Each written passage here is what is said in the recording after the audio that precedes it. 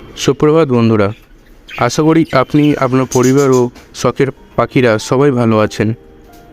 এখন আমরা মধ্য এপ্রিলে রয়েছি। সবাইকে সতর্ক করছি, সামনে তীব্র থেকে তীব্রতর তাপপ্রবাহ আসতে চলছে। এই সময় পাখিদের সুস্থ রাখা একটা চ্যালেঞ্জিং ম্যাটার। আমরা সবাই চাইবো আমাদের পাখিরা সুস্থ থাকুক, ভালো থাকুক। সামান্য কিছু নিয়ম মেনে চললে পাখিদের সুস্থ রাখা সম্ভব। এই সময় সবথেকে বড় সমস্যা হিট স্ট্রোক।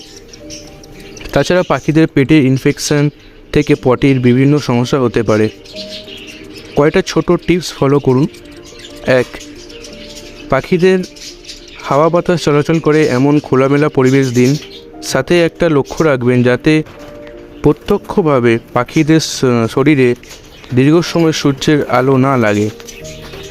2. পাখিদের ঘরে ফ্যান বা কুলারের ব্যবস্থা করুন। সকাল 10টার আগে পাখিদের একদিন ছাড়া ছাড়া জলের শাওয়ার দিন। খুব বড় খাঁচায় বা খুব ছোট খাঁচা পাখিদের রাখবেন না, পাখি বেশি উড়লে হাঁপিয়ে যেতে পারে।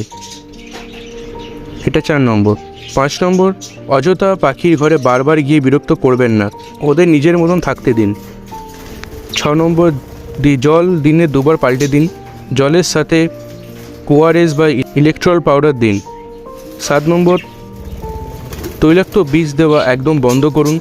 পরিষ্কার দানা খেতে দিন। কুমড়ো, গাজর, বিট, বরবটি, করলা, লাউ, শসা, কলমি শাক, কিছু ডাল ভেজানো, চিড়ে ভেজানো, এগুলো সব ফুডে ব্যবহার করুন। সজনে ডাঁটা বা ডালসহ পাতা দিতে পারেন।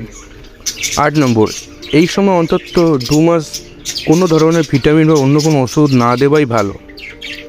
9 নম্বর, ব্রিডিং সম্পূর্ণ বন্ধ রাখুন। 10 নম্বর, নিয়মিত পাখির সমস্ত ব্যবহারকারী জিনিস পরিষ্কার করুন।